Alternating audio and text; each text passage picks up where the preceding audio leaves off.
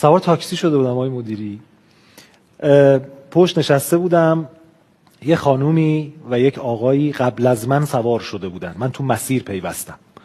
خانم پشت نشسته بودن، اون آقا هم جلو نشسته بودن و خیلی تکیده و اینها. اون کسی که جلو نشسته بود، منم نشستم صندلی عقب.